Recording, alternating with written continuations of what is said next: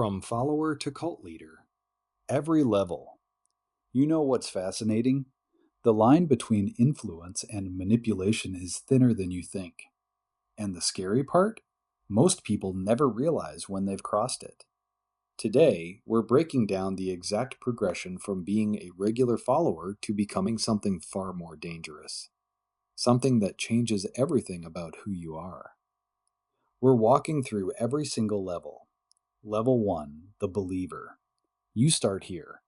You're just a person looking for answers. Maybe you're lost, maybe you're searching for community, or maybe you just want to belong to something bigger than yourself. Nothing wrong with that yet. You find a group, a leader, an ideology that makes sense to you. It speaks to your values. It answers questions you've been asking. You feel seen for the first time in a long time. You show up to meetings, you buy the books, you talk about it to your friends. You're enthusiastic, sure, but you're still thinking for yourself. You still question things, you can still walk away whenever you want. But here's what you're not noticing yet. The group is already studying you. They're watching what makes you tick, what you believe, what you're desperate for. And they're carefully, methodically adjusting the message to fit you perfectly. Level 2, the committed member. Now you've been around long enough that people recognize your face. You're at every event, you've donated money, you've invested time, maybe you've changed your appearance to match the group's aesthetic. You're starting to distance yourself from friends who don't understand what you've found. The leader notices you're committed. They pull you aside, they tell you something special. They tell you you're one of the few who really gets it, who really understands. And you feel chosen. This is when the isolation begins. Not forced, it feels natural. Your old friends don't get it. Your family doesn't support you. But the group gets you. The group validates you. The group makes you feel important in a way you've never felt before. You start spending more time with them, less time with everyone else. You justify it because you're growing spiritually or intellectually or however they frame it. You're now in deeper than you realize. Level 3, the true believer. At this point, the group isn't just something you believe in, it's everything. It's your identity. You introduce yourself through the lens of the group. You interpret the entire world through what the leader has taught you. Contradictory evidence? It's a test. Criticism from outside? It's persecution. Red flags? They're just obstacles on the path. The leader has increased their control exponentially. They control what you read. They control who you talk to. They might control what you eat, how you sleep, even how much money you're allowed to keep. But you don't see it as control. You see it as guidance. You've internalized their voice so completely that when you make decisions, it feels like your own thoughts, even though it's really them thinking through you. You're making real sacrifices now. Financial sacrifices, time away from family, your education, your career, all deprioritized. And everyone around you is worried, but you can't hear them anymore. Their concern just proves they don't understand. Level 4, the inner circle. You've made it here. You're trusted. The leader confides in you.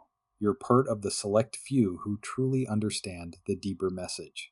You're told things that sound insane when you first hear them, but they're framed so carefully with so much context and justification that they start making sense. They have to make sense, because you've sacrificed too much for them not to. At this level, you're no longer just a believer, you're an enforcer. You monitor other members. You report concerns. You discourage people from leaving. You justify it because you're protecting them. You're keeping them on the path. And you genuinely believe that. You're now complicit in the manipulation of others. You're using the exact techniques that were used on you. You understand how the system works because you're operating it. And the leader loves you for it because you're multiplying their power infinitely. Level 5, the enabler. You're not just part of the inner circle anymore, you're essential to it. You manage finances. You handle logistics. You might even help recruit. You know things. You know the real story behind closed doors. You know the leader isn't perfect, but you've rationalized it. Everyone has flaws. The mission is bigger than one person. The ends justify the means. At this level, you're actively helping to harm people. Maybe not directly. Maybe you're not physically hurting anyone. But you're helping to manipulate them, exploit them, isolate them, extract money from them. And you know you're doing it.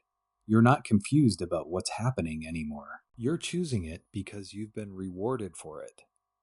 The leader has given you status, purpose, a sense of belonging. They've made you feel important, powerful, special, and you're willing to do almost anything to maintain that position. Because without the group, who are you? Without the leader's validation, what's your purpose? The terrifying part? You're starting to believe you could do this better than they do. Level 6, the co-leader. The transition here is subtle. The leader starts sharing more responsibility. They tell you they need your help. They trust you with real decisions. You're no longer just following orders, you're making them. You're shaping the direction of the group, and it feels incredible. You start subtly building your own loyal followers within the group, people who trust you more than they trust the original leader. You begin to see where the system could be optimized, where the message could be refined. You have ideas about how to make it even more effective, more persuasive, more controlling. You're not following anymore, you're leading, and you're doing it with all the techniques you learned while being manipulated. You've become a skilled manipulator yourself. You can read people. You know exactly what to say to make them feel seen, valued, special. You know how to isolate them, how to make them question their own reality, how to make them believe they can't survive without the group. The original leader might not even realize it yet, but their power is shifting. You're becoming the real authority. Level 7, the rival. Now things get complicated. There isn't enough space in this structure for two leaders. The original leader senses the shift. They feel their authority being questioned. Maybe you're not even doing it intentionally, but you're outshining them. Conflict emerges. You're not a threat at first. You're carefully maneuvering. You're not attacking the leader directly. You're just subtly undermining them. You point out small inconsistencies. You suggest better ways of doing things. You build loyalty among certain segments of the group. You're patient because you understand power structures better than you ever did as a follower. This is the most dangerous level because the group is now fracturing. Some people are loyal to the original leader, some are loyal to you. And the group's central purpose, which was already warped, is now completely secondary to a power struggle. Members are being told to choose sides. The manipulation intensifies because both leaders are desperate to maintain control. Some people will leave. Some will go deeper into whatever faction pulls them. And some will be irreparably damaged by the chaos. Level 8, the schism leader. You've done it. You've either overthrown the original leader or split off to form your own group. The beautiful thing about having learned everything you learned, you can now build your own cult from scratch, and you'll do it better than they did. You take your followers with you. You take their loyalty, their resources, their willingness to believe. And you start your own organization. You've learned from the original group's mistakes. You know what worked and what didn't. You optimize the message. You refine the isolation techniques. You make the manipulation less obvious, more elegant. New members look at you and think they're joining something fresh, something different, something better than those other corrupt groups. They have no idea they're walking into a more sophisticated version of the exact same system. You're now creating psychological dependence. You're exploiting their vulnerabilities. You're building an empire on the broken trust of people who just wanted to belong. And unlike the original leader, you know exactly what you're doing. You're not a true believer anymore. You believe in power, control, and your own supremacy. Level 9, the Master Manipulator. At this level, you've transcended the group itself. The organization exists as an extension of your will. You've built systems so sophisticated that they run themselves. You don't need to micromanage anymore.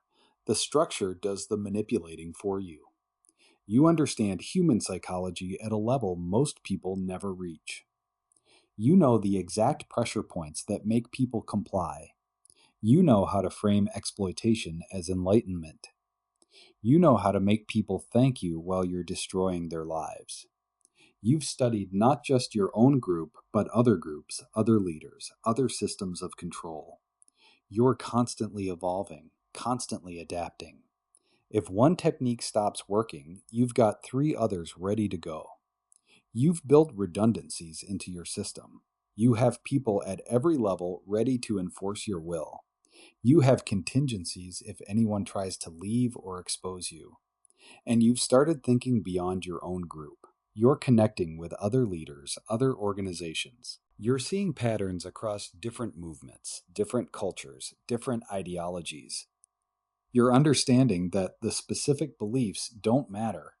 What matters is the mechanism, the structure that breaks people down and rebuilds them in your image.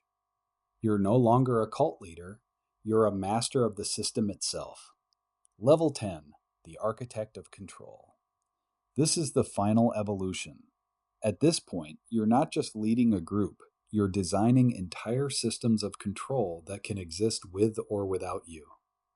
You've written about it, taught about it, spread the methodology. Your ideas are being implemented in business, in religion, in politics, in education, everywhere. You might not even need your own group anymore. You've become influential enough that other leaders are adopting your techniques. You've become the invisible hand guiding multiple organizations. You've solved the succession problem. You don't need to maintain personal control anymore because the system perpetuates itself through anyone who understands it.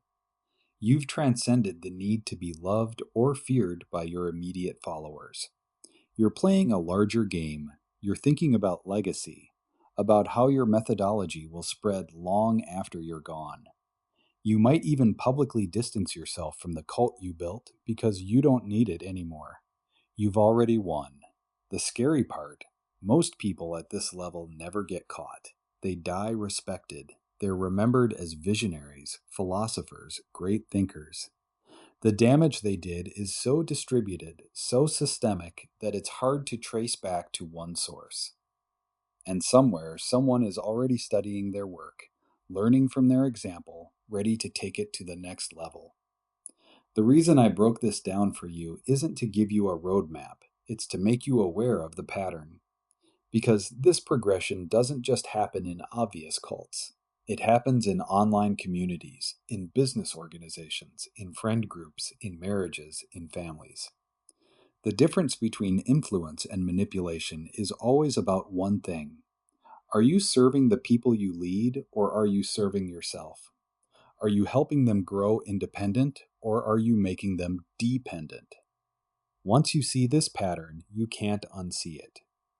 You'll start noticing it everywhere, and that awareness, that's how you protect yourself from becoming any of these levels.